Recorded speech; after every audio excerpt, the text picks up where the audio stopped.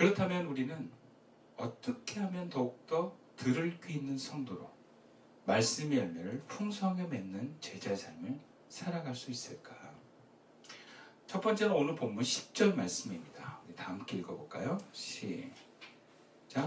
이르시되 하나님 나라의 비밀을 아는 것이 너희에게는 허락되었으나 다른 사람에게는 비유로 하나니 이는 그들로 보아도 보지 못하고 들어도 깨닫지 못하게 하려 함이라. 다시 한번 얘기하지만 하나님의 나라의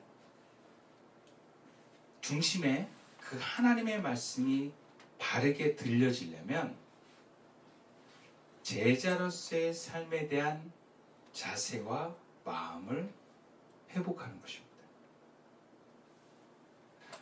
예수님은 수많은 군중들에게 비유로 말씀하시면서 그 비유를 제자들에게만은 해석해 주셨어요. 그러니까 하나님의 말씀을 바로 듣게 한 거예요.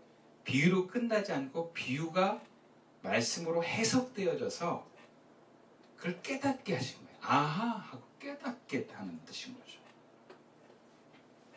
그래서 여기서 하나님 나라의 비밀은 제자로의 삶을 살려는 성도들에게 그 비밀이 열린다라고 말씀하십니다. 제자는 부르심을 받은 성도들이 그 부르심에 맞게 하나님의 나라를 세워가겠다라고 선택한 사람들을 말해요. 나 혼자 행복하겠다, 편안하겠다가 아니라 하나님 나라를 열어가겠다. 저 사람을 향해서 혹은 이 공동체를 향해서 하나님의 나라를 회복해 가겠다라고 하는 사람들. 그러나 우리는 실제로 예수를 믿습니다. 제자로 살겠다고 결심합니다. 근데 많은 경우 자기 유익과 행복을 위해서 삽니다. 그거를 참 인정을 안 해요. 목사님을 포함해서 아무리 봐도 자기를 위하는 것 같은데 그를 위하는 거래. 근데 자기만 인정을 안 해요. 그걸 좀 다른 표현으로 인지 왜곡이라고 하더라고요. 예, 그걸 왜곡시켜버리는 거예요. 제가 봤을 때는 자기를 위하는 건데 아니야, 교회를 위하는 거야. 그래서 우리가 쓰는 도구를 뭐라 그러냐면 합리화라는 도구를 쓴다고 합니다. 그러니까 다 그렇게 자신의 잘못과 어떤 잘못된 방향을 인정하지 않아요. 그거는 우리도 그럴 수 있다라는 거예요.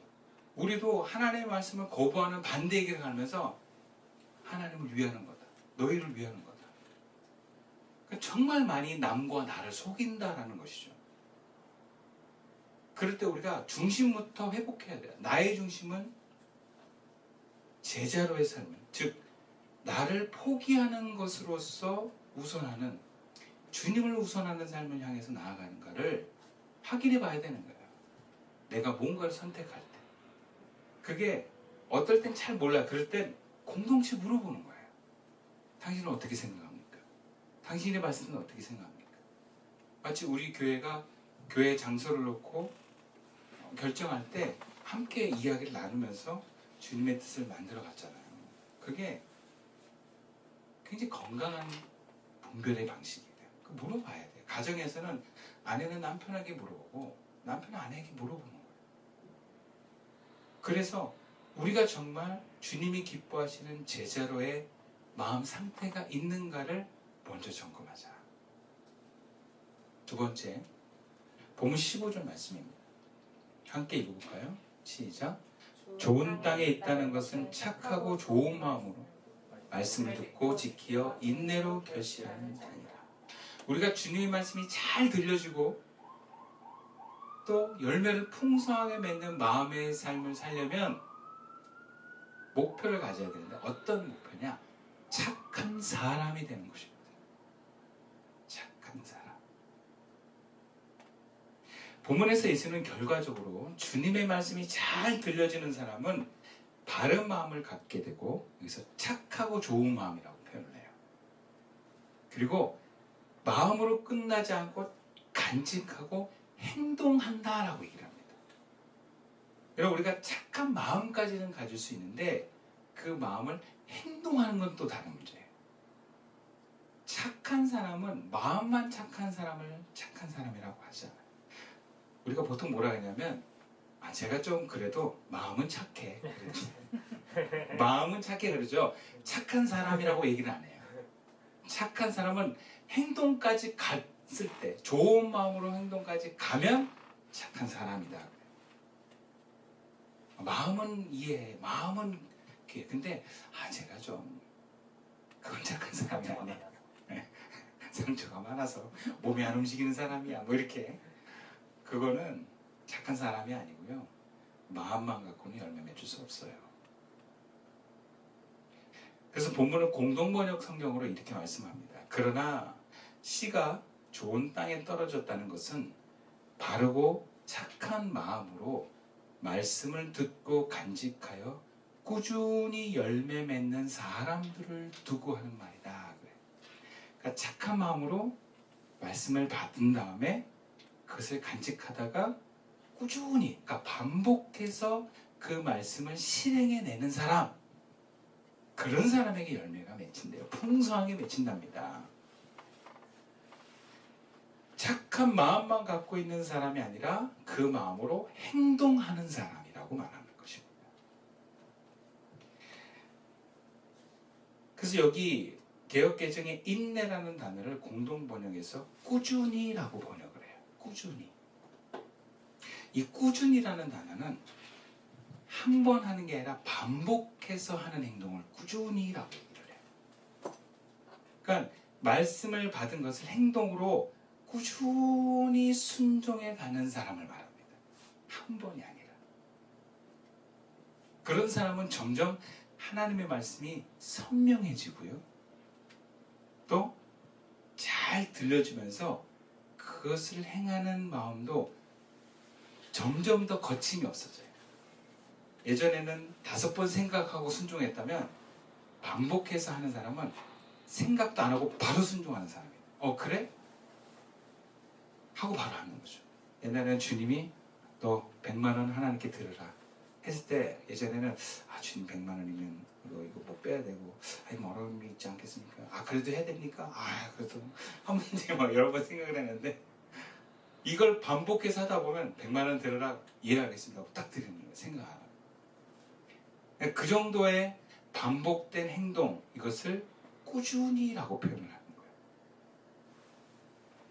반복된 행동이 만들어내는 감각이 있습니다. 그 감각이 몸에 배는 것을 습관이라고 해요. 특히 운동할 때 그거 잘 경험할 수 있어요. 운동할 때 맨날 새로운 거 안 배워요.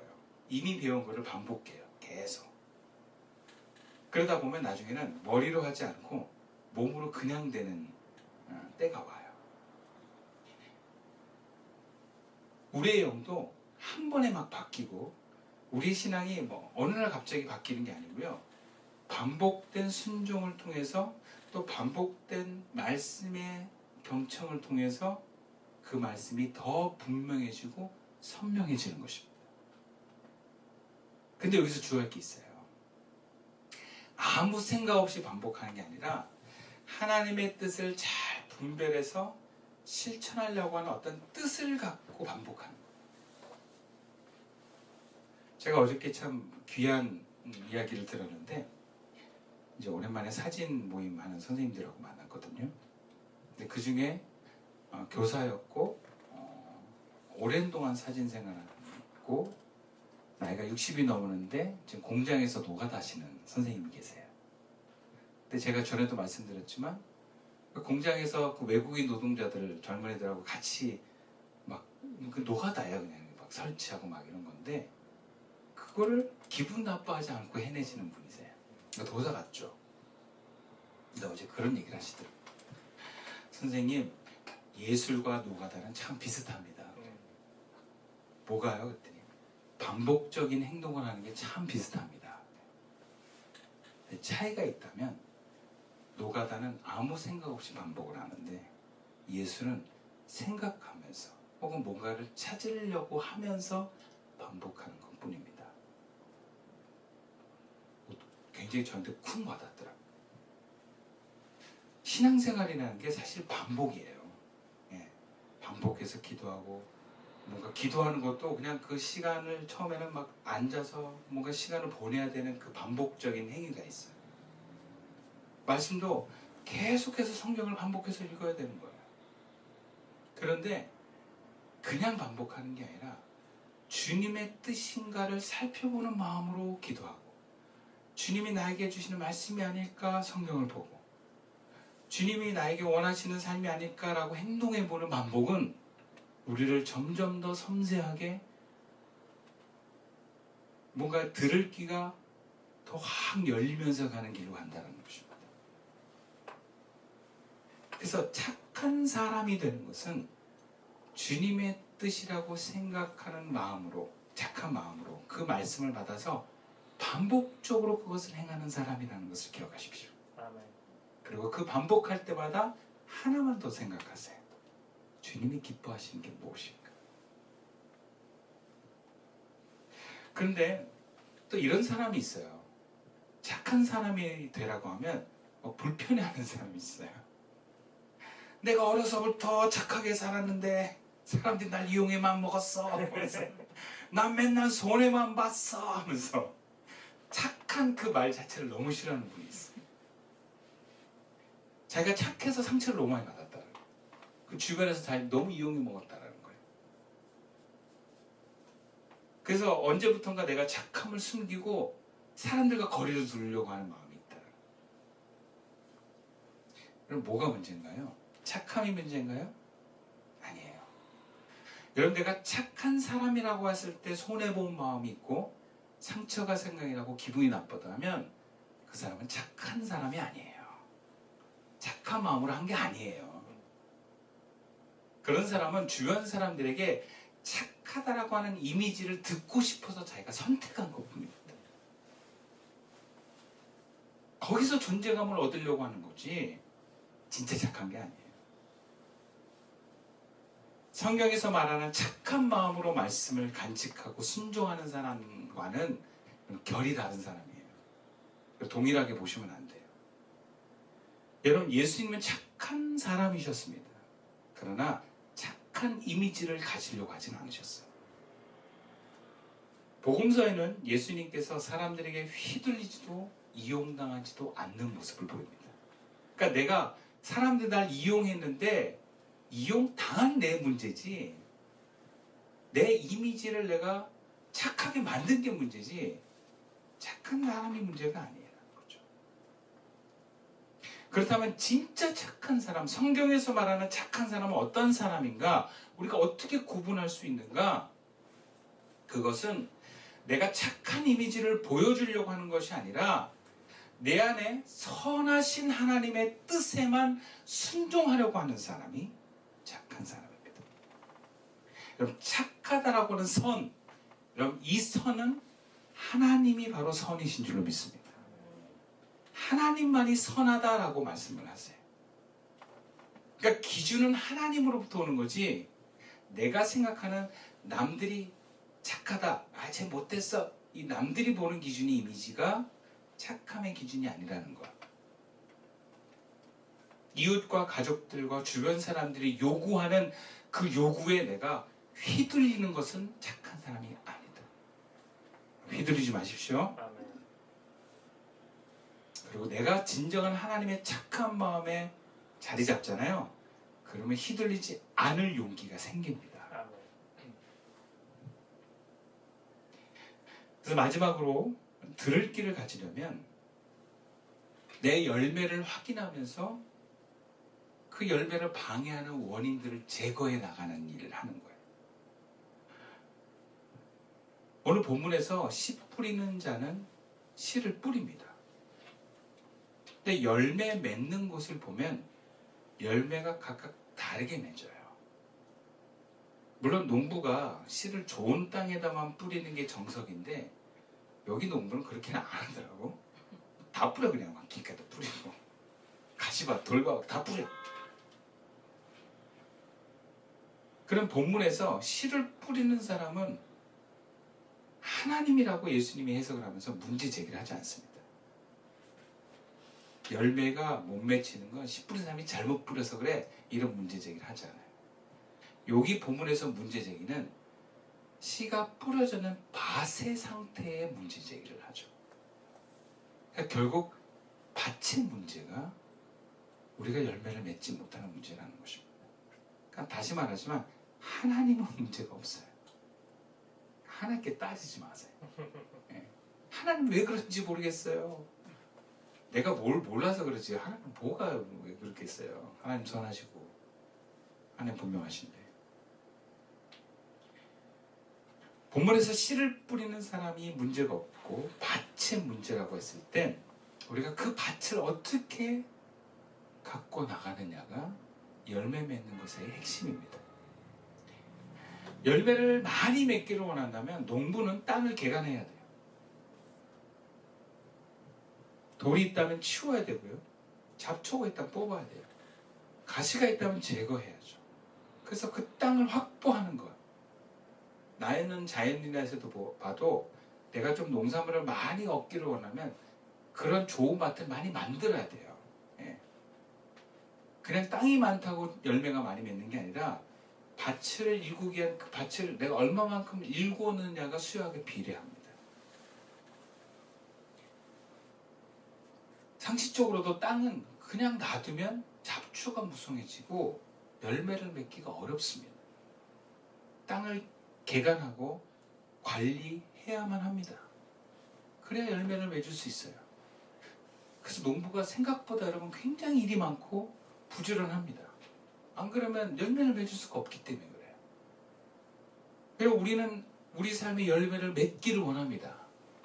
근데 땅을 개간하지 않는다고요? 그것은 우리가 신앙적인 어떤 허황된 이상주의에 빠지는 거예요. 내 삶에서 열매 맺는 삶을 살기로 한다면 땅을 개간할 부지런함을 우리가 감당할 수 있어야 돼요. 하나님의 생명의 열매가 내 삶에 나타나고 있는지를 보면서 뭔가 열매가 없다면, 풍성하지 않다면 여러분 그 문제를 내 땅에서 찾아야 돼. 마음의 땅에서 찾아야 돼. 그래서 그것이 문제가 있음을 발견하고 그 다음에 고쳐나가야 돼요. 끊임없이 마음밭을 가꾸고 개간하고 관리하는 것이 중요합니다. 여러분 많은 훌륭한 목사님들이 왜 무너지는지 아세요? 땅을 개간 안 해서가 아니라 개간한 땅을 관리를 안 해서 그래요. 계속해서 땅을 만들고 개간하고, 저는 저희 할아버지가 농사 지으면서 목회를 하셨기 때문에 항상 그 광경이 기억이 나요. 얼마나 부지런하신지 몰라요. 그리고 심지어는 하기 싫은데도 해야 되는 거야. 열매가 이미 씨를 심어놨기 때문에 안 하면은 그냥 열매가 작게 자라거나 없어져 버리거나 허사가 된다는 거예요. 그래서 한번 시작을 하면 열매를 수확하는 그날까지 그 부지런을 끝장을 봐야 되는 거예요. 포기가 없어. 그러니까 우리가 어떤 신앙생활을 시작을 했으면 끝장을 봐야 돼요. 예. 열매가 나타날 때까지 포기하지 않고, 그게 힘들고 어렵고 정말 하기 싫어도 열매가 맺히는 그 순간까지는 포기하지 않고 그 땅을 개간해 나가는 것입니다. 그 가장 중요한 땅의 개간이 내 마음 땅을 개간하는 거예요. 여러분 우리 마음을 개간하는 것을 포기하지 마십시오. 많은 신앙인들이 남을 도우려고 애쓰고 자기 삶에 많은 유익을 위해서 애를 쓰지만 여러분 마음의 땅을 개간하는 것을 멈춰서는 안 됩니다. 마음의 밭을 가꾸는 것에 우리 전심전력합시다. 회개하고 생명에 물을 붓고 잘못된 사고와 틀이 있다면 걷어내버리고 좋은 글들을 읽고 말씀을 보면서 또 주님과 깊은 교제를 하면서 주님이 주시는 그 은혜와 생명이 막히지 않고 계속 흐르는지를 살펴보면서 우리 마음의 밭을 읽어갑시다. 우리 안에서 그 하나님의 창조를 회복하고 말씀이 풍성하게 흘러갈 때 우리 삶은 열매가 풍성하게 맺힐 줄 믿습니다. 포기하지 맙시다. 주님은 우리의 삶과 마음을 통해서 하나님 나라를 이루시기를 원합니다. 그럼 그것을 회복하고 누려감을 통해서 늘 들을 귀 있는 자로 말씀을 듣고 그 말씀을 전하는 인생으로 살아갈 수 있는 저와 여러분, 우리 성도님 될 수 있기를 주님의 이름으로 축원드리겠습니다. 기도드리겠습니다.